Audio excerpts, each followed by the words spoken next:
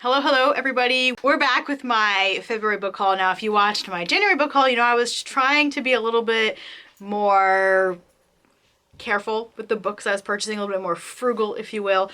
And I think I did a pretty good job. March may have just go completely out the window because not only is my birthday in March, I'm also about to get my tax return back, which may end up on a book shopping spree. We'll see. We'll see how responsible I want to be with the money I'm getting back. So we'll see how that fares at the end of the month. But so I have I don't know exactly how many books to share with you. Less than 20. I know it's less than 20 books.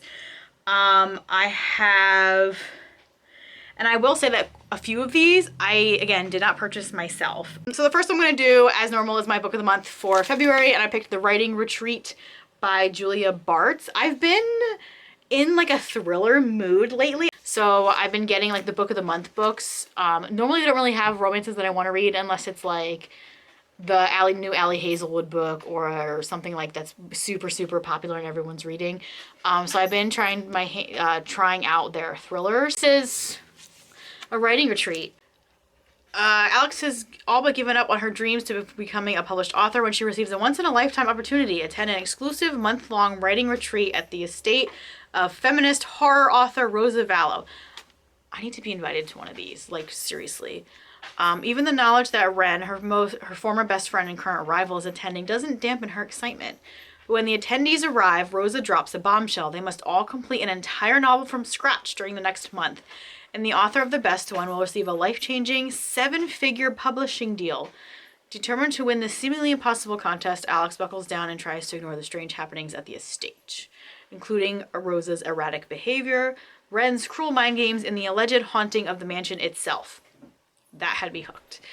But when one of the writers vanishes during a snowstorm, Alex realizes that something very sinister is afoot. With the clock running out, she must discover the truth or suffer the same fate. Something just fell. I'll check that in a minute. A claustrophobic and propulsive thriller exploring the dark side of feminine relationships and fame. The Writing Retreat is the unputdownable, one word, debut novel of a compelling new talent. I'm curious. I have seen some recent reviews and that people have been really enjoying this, so hopefully I will as well whenever I actually get to it. The next one I got was a pre-order that I had and I was highly anticipated. That is The Twisted Dead by Darcy Coates. This is the third book of the Gravekeeper series. Now y'all know I've talked about this book. The first two are The Whispering Dead and The Ravenous Dead. I definitely talked about The Ravenous Dead recently. So this is a series that has me, not like a favorite, but it has me intrigued enough that I want to keep reading. I want to know what's going to happen. So this is the third installment, so I'm not really going to talk a whole lot. Like, I'm not going to tell you what it's about. I do know it takes place in like an estate mansion of a former who is made out to be a villain in a different book. So there's that. Okay. Next, I'm going to go with the books I got from a store. I actually got these books are both from, I can't remember which ones. Actually, I do know which ones I got which. Sorry, I just hit my... So I got a few books from, oddly enough, or surprisingly enough for me, the Dollar Tree.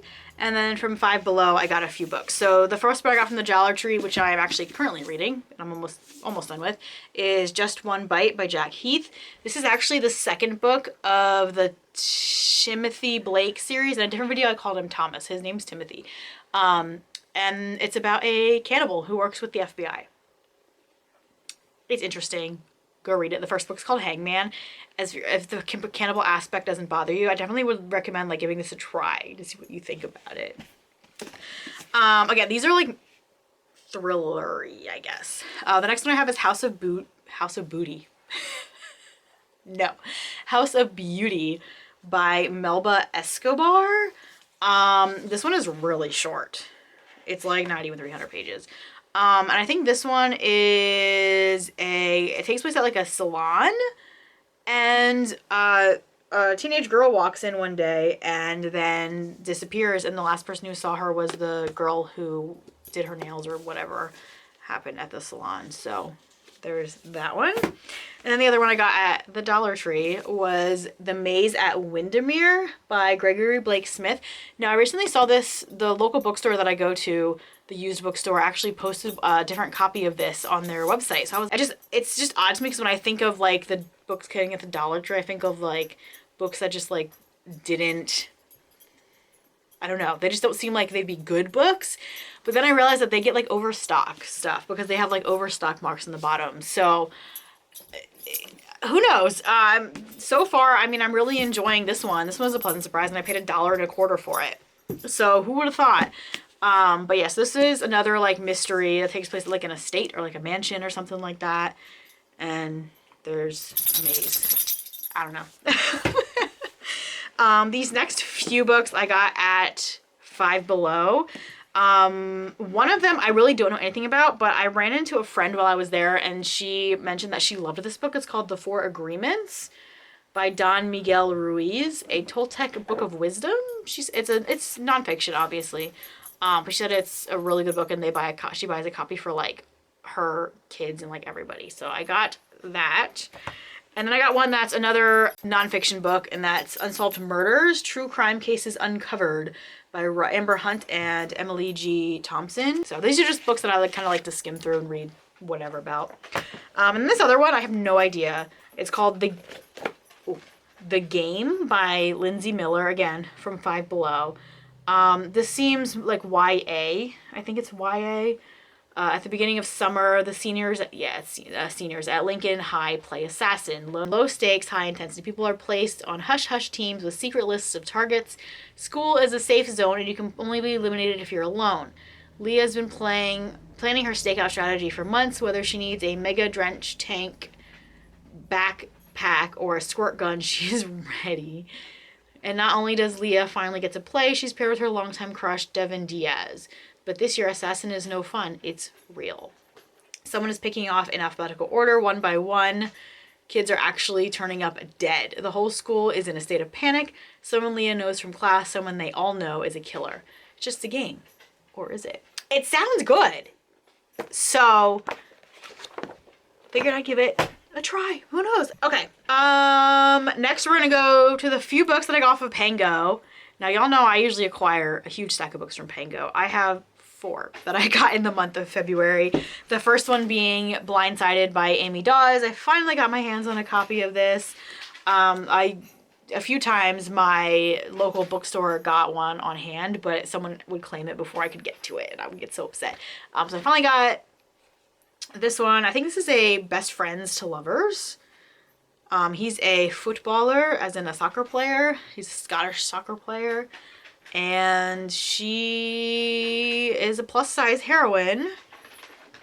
And she gets him to, I think it's those like lessons in seduction sort of thing. So I really am excited to read this. I've read reviews, like comments people made that some of the things that like he says, like a Scottish person wouldn't say, like that's not a thing, but I wouldn't know the difference. So, and I'm just here for the hot footballer.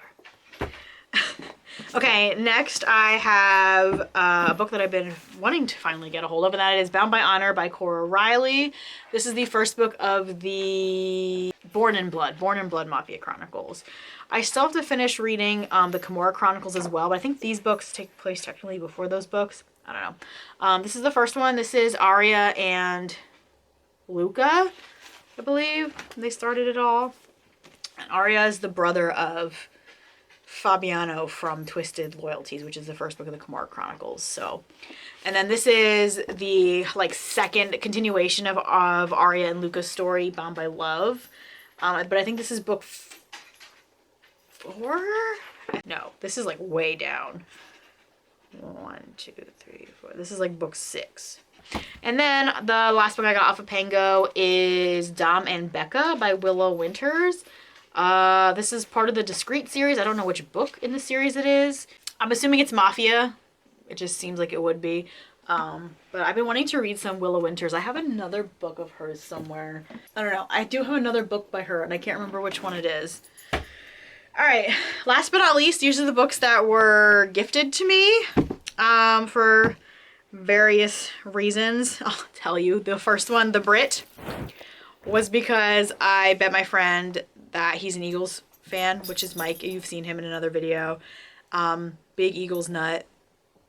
I was rooting for the Chiefs in the Super Bowl, and the Chiefs won. So this is the result of that bet, which is The Brit by Jodi Ellen Malpass.